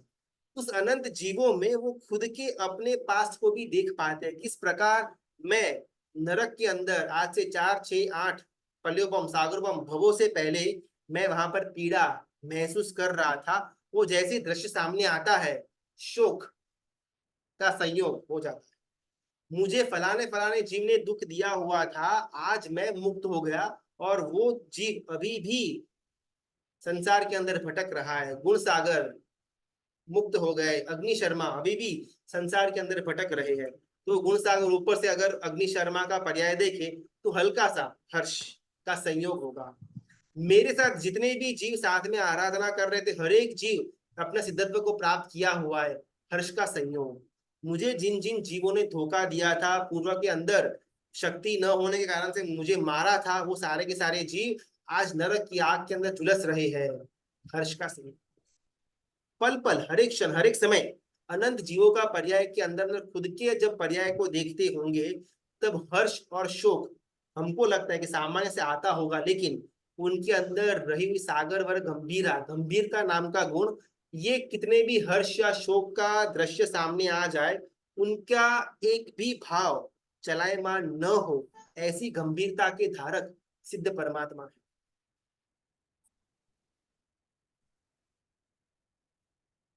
उसके सामने हम हमारा रखते हैं। हमको अगर ऐसी कोई बात मालूम पड़े जो पूरे नगर के अंदर किसी को नहीं मालूम, हमारे पास ऐसे कुछ सीक्रेट आ चुकी हुई है, हम कितने गंभीर, फलाने फलाने के घर पे ये प्रॉब्लम चल रहा है, उसने हमारे अंदर कॉन्फिडेंस रख करके कल्याण मित्रता के अंदर आकर के हमसे वो बात शेयर की, दुख शेयर किया, और हमारे अंदर कितनी गंभीरता। एक बात, एक हर्ष की बात हो या शोक की बात हो, हम हमारे पेट में टिका नहीं सकते। दूसरों के अंतर्गत की बात हो रही है, और यहाँ पर सिद्ध परमात्मा एक नहीं, दो नहीं, असंख्य नहीं, संख्याता नहीं, अब्बज नहीं, अनंत जीवों के अनंत पर्याय को जानने के बाद भी उनके आत्मा तत्व के अंदर एक भी शुभ भाव या दुर्भाव प्रकट नहीं होता। जिस अनंत ज्ञान और अनंत दर्शन के अंदर बैठे हुए, केवल ज्ञान और केवल दर्शन के अंदर, वही धारा हर एक समय उनकी चली आ रही है। ये उनका सागर वर गंभीर, रूपातीत स्वभाव जे केवल दंसन नाणी रे, ते ध्याता निज आत्मा होवे सिद्ध गुण खानी रे। आज इस सिद्ध पद की आराधना से हमको ये लेकर के जाना है कि सिर्फ संवेदना अनुमोदना करने से कोई काम नहीं होने वाला। ते ध्याता निज आत्मा, जब जब मेरे अंदर निर्मलता चली जाए तब तब मुझे सिद्ध पद याद आना चाहिए। जब जब मेरे अंदर से लोगों को प्रकाश करने की, लोगों को हेल्प करने की, ज्ञान का दान, पैसों का दान, संपत्ति का दान, अपने वीर्य का दान, अपनी शक्ति का दान करने का जब मुझे मन न होता हो, उन उन समय मुझे सिद्ध परमात्मा की याद आनी चाहिए। जब जब मेरे अंदर गंभीरता नाम का गुण नाश प्राप्त होता हो, उन उन समय मुझे सिद्ध परमात्मा की याद आनी चाहिए कि ये मेरा स्वरूप है, ये मेरा एक्चुअल स्वभाव है।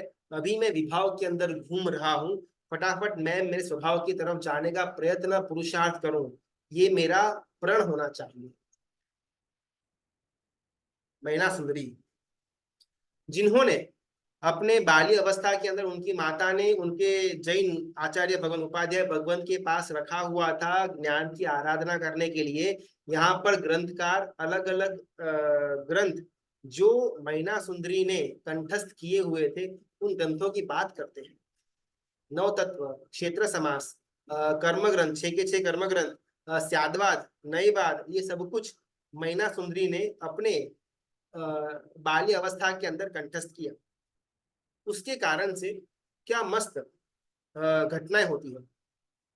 जनरली हमारे यहाँ पर जब बेटी की विदाई होती है तो बेटी के माता पिता और बेटी मिनिमम में ये 3 जने तो रोते ही रोते हैं अवश्य। ऐसी शायद कभी भी हमने किसी की भी विदाई न देखी हुई हो जिसमें इन तीनों व्यक्तियों की आंख में से एक भी आंसू की बूंद भी न गिरी हुई हो।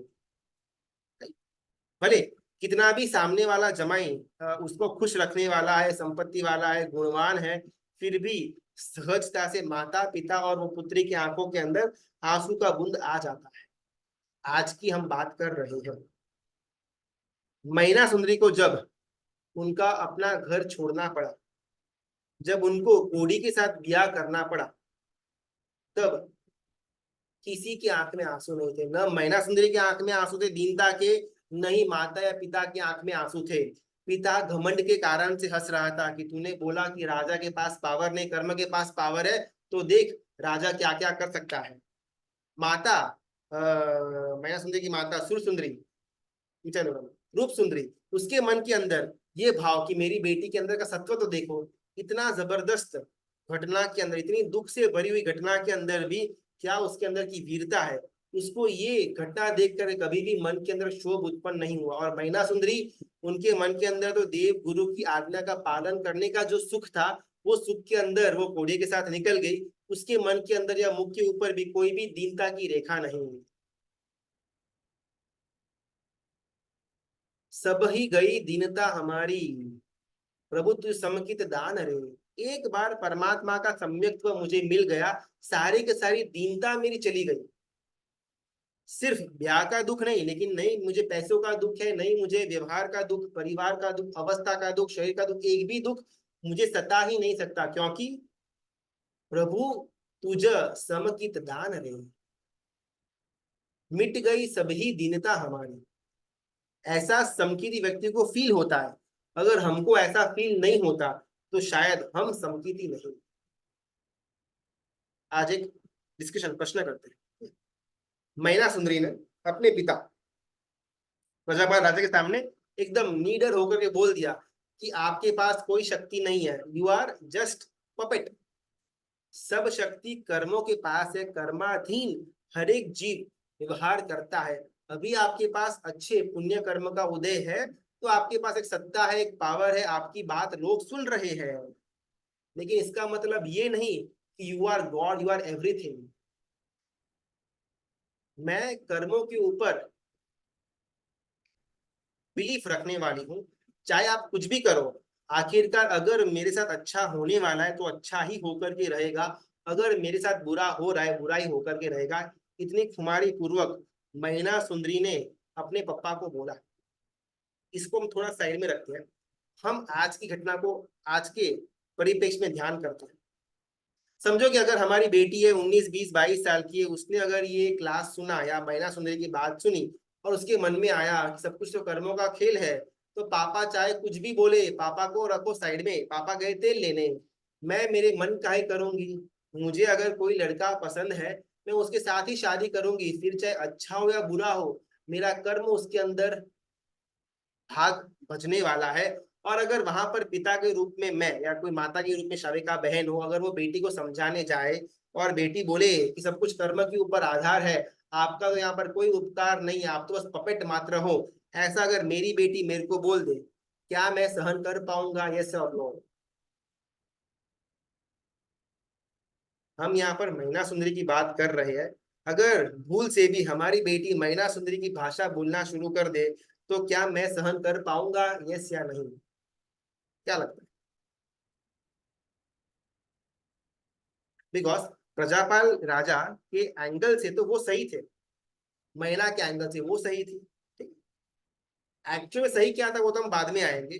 आज के परिप्रेक्ष्य में माता पिता उनके एंगल से सही होते हैं, बच्चे उनके एंगल से सही होते हैं। अगर हमारी बेटी ने मैना सुंदरी की राह पकड़ ली, कि पिता तो पपेट है, उनका कुछ ज्यादा चलता नहीं है, कर्म वो ही राजा है, कर्म के हिसाब से ही हर एक आदमी को, हर एक जीव को अपना पात्र भजना पड़ता है, तो शायद मेरा यही कर्म होगा, मेरा यही भवितव्यता होगी। तो पिता तो बोलते रहेंगे, मना करेंगे, झगड़ा करेंगे, उनको साइड में हटाओ, हमको करना वही जो मैना ने किया, अपने खुद के मन की करो। पिता के सामने उनको जो भी बोलना है अपन बोल सकते हैं। अगर ऐसा मेरी बेटी या अगर मेरा बेटा मेरे साथ करता है, तो एज अ पेरेंट क्या मैं उसको एक्सेप्ट कर पाऊंगा या नहीं? और अगर नहीं, तो फिर शायद ये मैना सुंदरी और श्रीपाल राजा की जो कथा है ना, उसको हमको हमारे बच्चे को सुनाना बंद करना पड़ेगा। बिकॉज यहाँ से कोई ये तर्क भी उठा करके अपनी उच्छृंखलता में आगे बढ़ सकता है। और अगर यस, तो ध्यान रखना, कल का कल अगर आपकी बेटी आपको ऐसा कटु वचन बोले जैसा मैना सुंदरी ने प्रजापाल राजा को बोला, तो पूरी तैयारी रखना उसको सुनने की और समता के अंदर रहने की। बहुत सुंदर यहाँ पर बात आती है कि मैना ने जो बोला ना अपने पिता को, अ, उसको अपना अपना मान कम करने के लिए, या उसको जो अपने अंदर का एक उच्छृंखलता थी उसको कम करने के लिए, उसके पीछे के दो कारण यहाँ पर गुरु भगवान बताते हैं। सबसे पहला कारण, मैना सुंदरी के अंदर सत्व था। उसको बालपन से, उसको बाल्य अवस्था के अंदर से जो जो तत्व अपने अपने गुरु और अपनी माता के द्वारा जानने को मिले हुए थे, वो तत्व को बरकरार रखने का सामर्थ्य था उसके अंदर। अपने इंद्रियों की आसक्ति को पूरा नहीं कर रही थी, लेकिन देव गुरु और धर्म निंदा न हो, परमात्मा के वचनों के विरुद्ध न जाने का जो खुमारी थी, वो खुमारी को उसने बरकरार रखने का काम किया।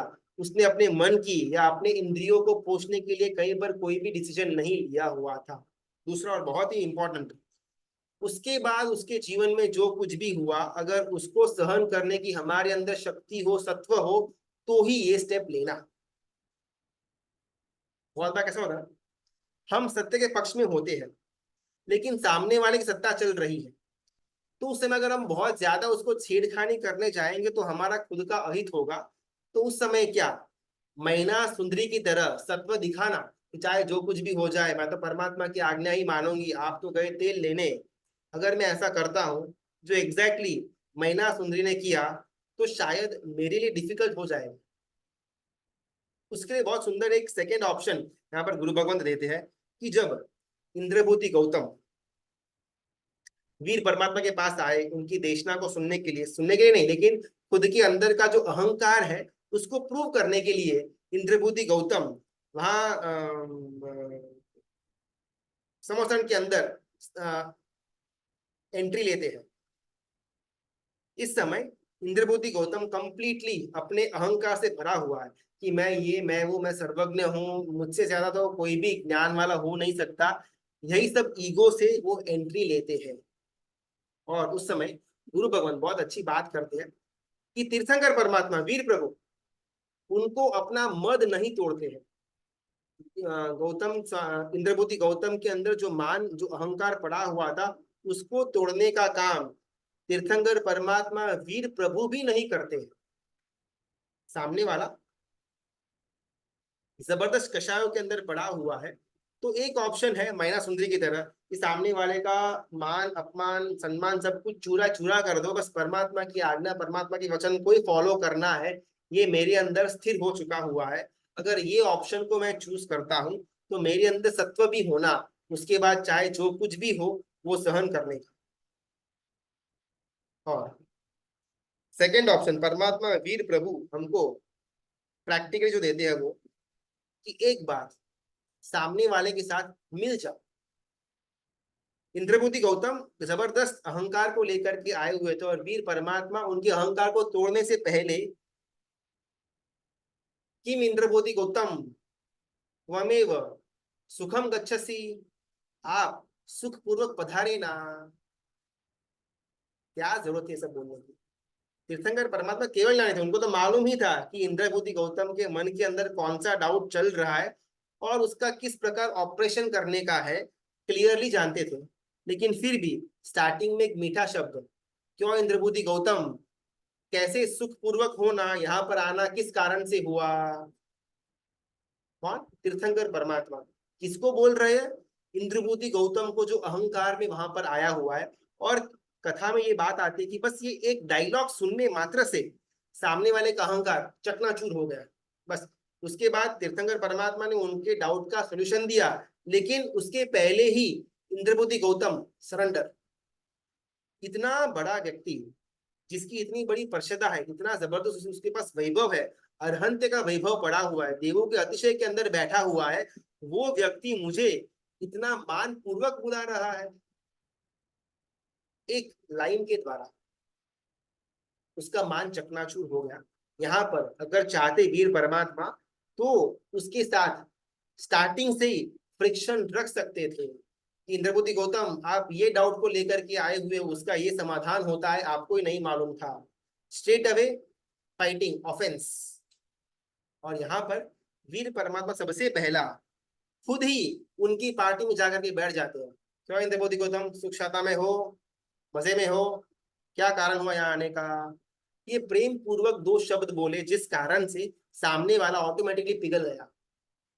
और बहुत सारे घटनाओं के अंदर महिला सुंदरी जैसा कर्तव्य भी दिखाना पड़ेगा, और बहुत सारी घटनाओं के अंदर वीर परमात्मा ने जो मार्ग दिया, वो मार्ग के अंदर भी चलना पड़ेगा।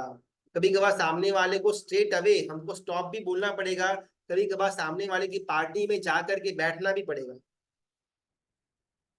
एक राजा था, एक नगर के अंदर अपना राज्य कर रहा था। वह नगर के अंदर का जो पुरोहित था, वो पुरोहित ने बोला कि इस बार 12 वर्षों के बाद ऐसा कुछ योग बन रहा है, जिस कारण से जो सबसे पहली बार इस वसंत ऋतु के टाइम पर बारिश आएगी, वो बारिश का पानी मद्य समान होगा, यानी कि दारू के समान होगा।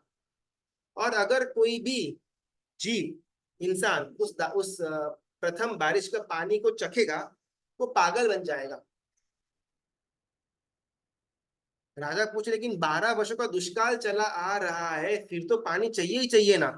और वो पुरोहित बोलता है, आप एक काम करो, आप अपनी प्रजा वाले को बोल दो, जितना भी पानी के सोर्सेस है, हर एक सोर्स में से पानी को इकट्ठा करके अपने पास रखे। कुछ ही समय के अंदर बारिश आएगी, वो बारिश का पानी मिक्स नहीं होना चाहिए। अगर वो बारिश का पानी यूज कर लिया तो गए काम से। तो राजा ने, मंत्री ने पूरे नगर के अंदर ये फैला दिया कि भाई ऐसा ऐसा कुछ योग बन रहा है, भले दुष्काल चल रहा था, लेकिन बचा कुचा पानी थोड़ा बहुत अपने पास घर के अंदर रखना। बारिश का पानी मिक्सिंग हो गया या वो बारिश के पानी को यूज किया तो पागल बन जाएंगे। पूरे गांव के अंदर भागादड़ी मच गई, सब लोगों ने अपने कुआं खाली कर दिया। उसके पास जो भी छोटा मोटा बचा हुआ पानी का साधन था, वो सब छोटे मोटे ड्रम के अंदर पैक करके घर के अंदर लेकर के आ गए। 1 महीना गया, 2 महीना गया, धीमे धीमे पानी का स्टॉक कम होता आ रहा है। और योगानुयोग उसी समय पहली बारिश हुई। पूरा का पूरा नगर पानी के शॉर्टेज से जूझ रहा था। और जैसी पहली बारिश आई, सब लोग पागल की तरह बाहर गए, पानी को देख करके नाचने लगे, कूदने लगे, पानी को हाथों में भर करके पीना शुरू कर दिया।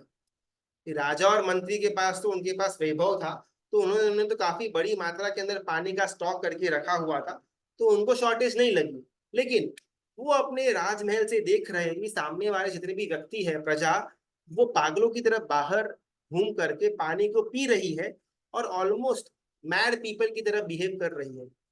धीमे धीमे धीमे करके हर एक लोग ने ये पानी पिया, और सब लोग अपना खुद का कपड़ा फाड़ना शुरू कर दिया।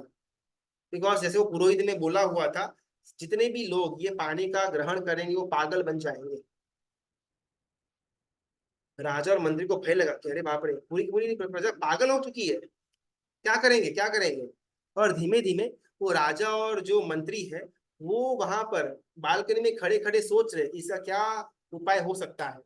और नगर के अंदर जितने भी लोग पागलपन के दौरे के अंदर आए हुए थे, उन लोगों ने राजा को देखा।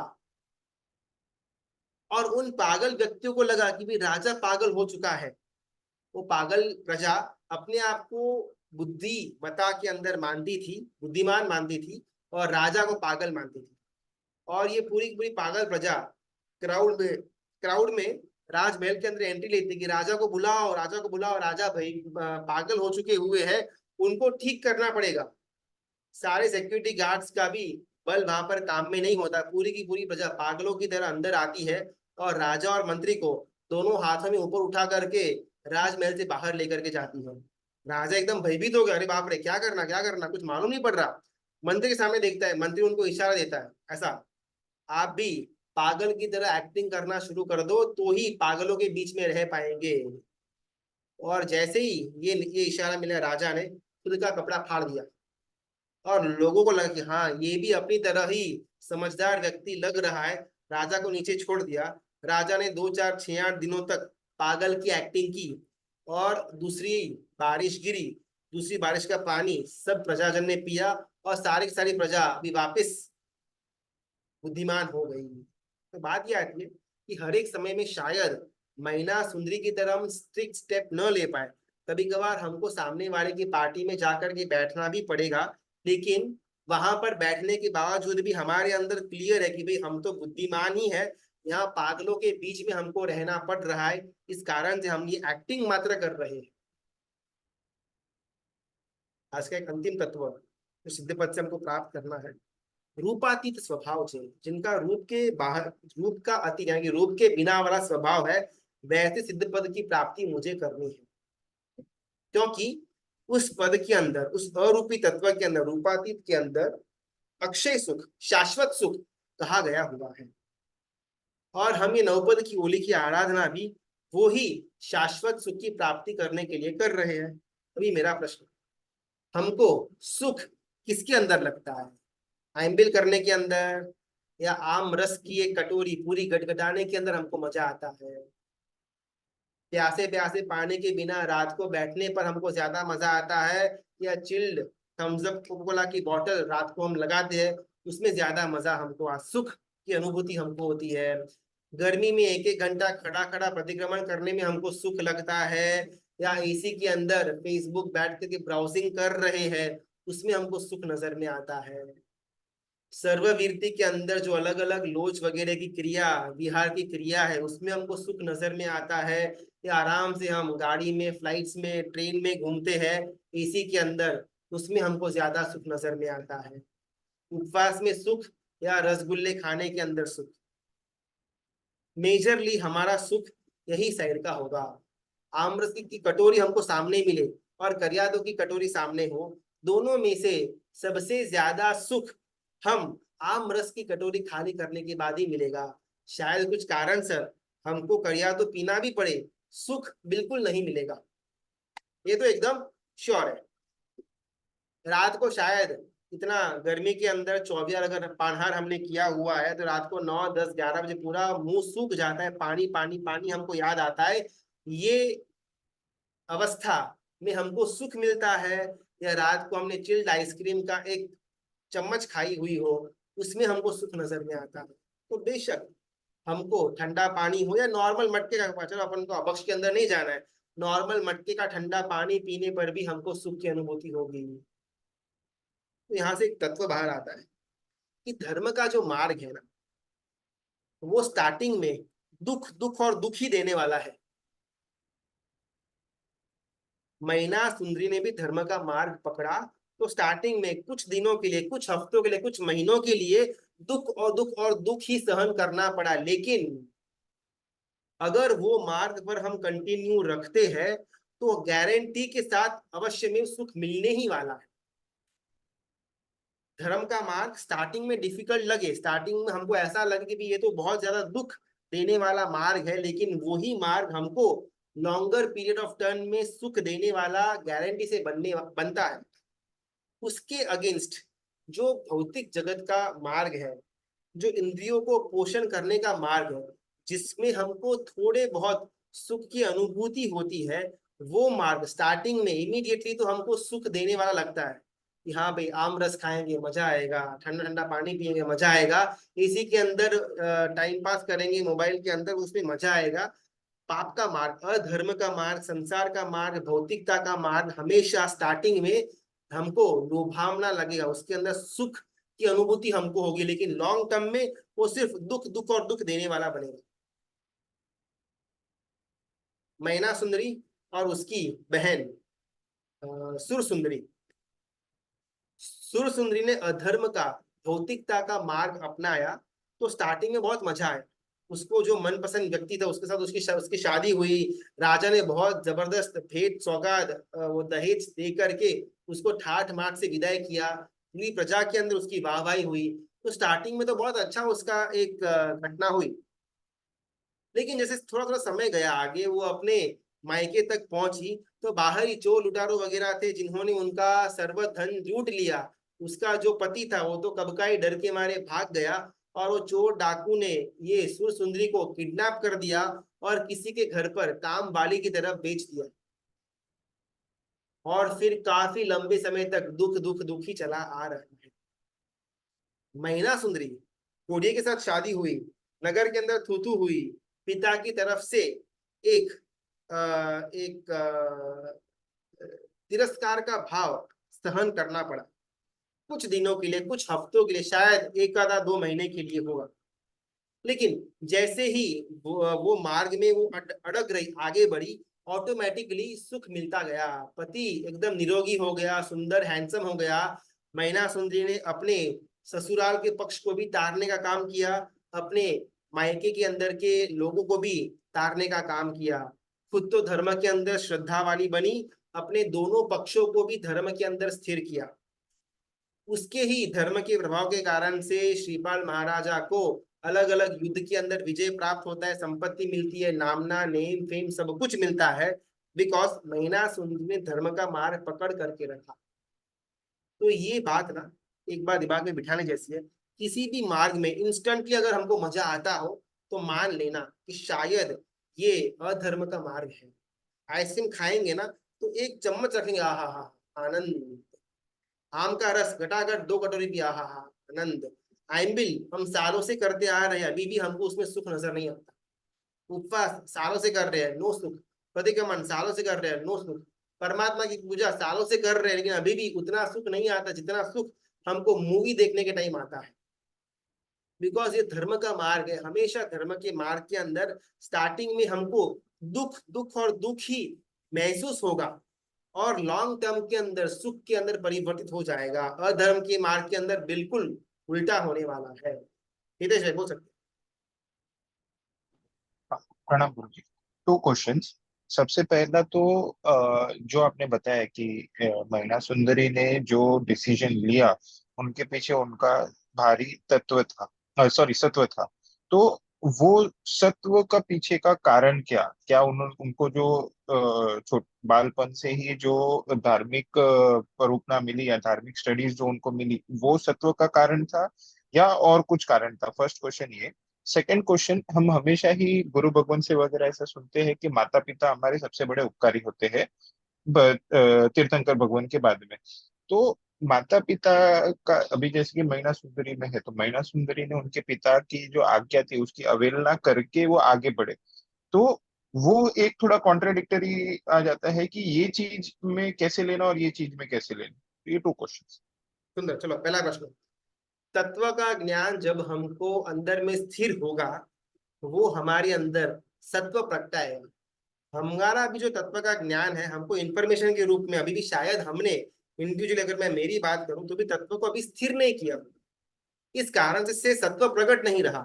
अगर सत्व प्रकटाना है, तो तत्व की बातों को अंदर में स्थिर करना पड़ेगा। एक बार परमात्मा के वचन स्थिर हो गए, फिर उसके विपरीत कोई कुछ भी करेगा, हम शायद उसमें उसका भाग नहीं दे पाएंगे।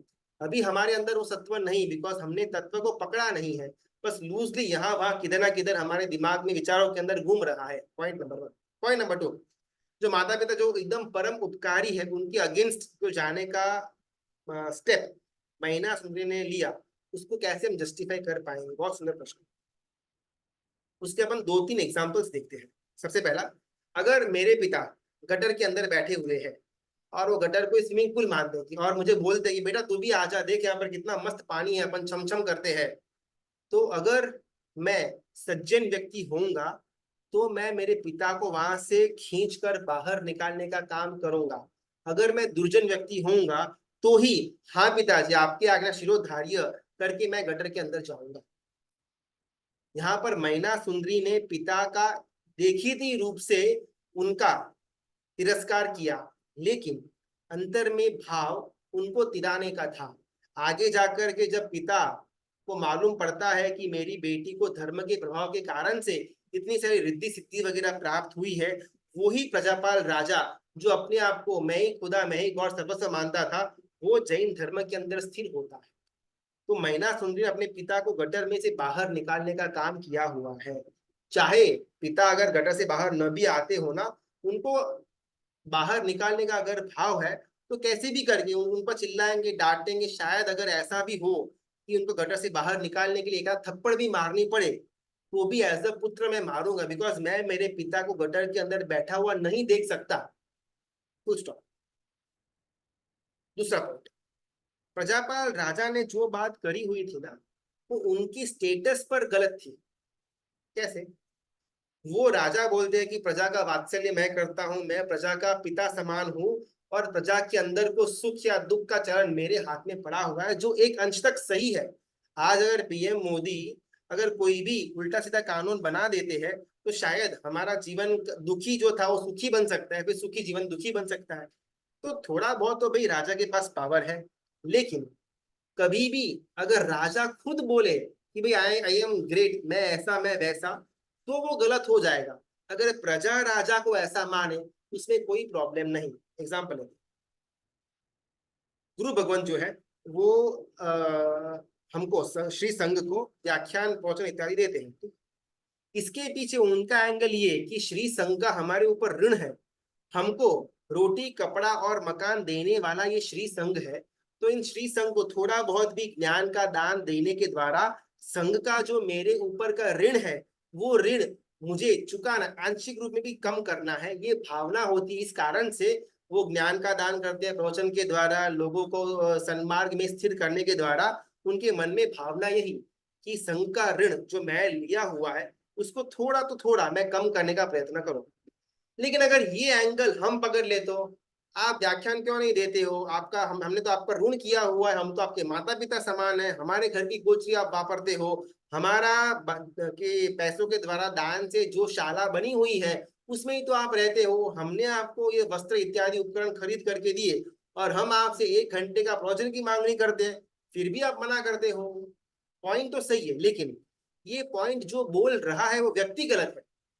अगर यही पॉइंट गुरु भगवंत अंदर अंदर बात करे तो कोई प्रॉब्लम नहीं। अगर गुरु भगवंत कुछ कारण से व्याख्यान देने की असमर्थता दिखाते हैं, तो उनके गुरु भगवंत उनको यही डायलॉग दे करके प्रवचन के अंदर आगे बढ़ा सकते हैं। उनके स्थान पर ये बात एकदम परफेक्ट है। लेकिन मैं अगर गुरु भगवंत से ये बात करूं कि आप तो हमारे घर का गोचरी वापरते हो, तो ज्ञान तो दो, तो ये उचित नहीं होगा।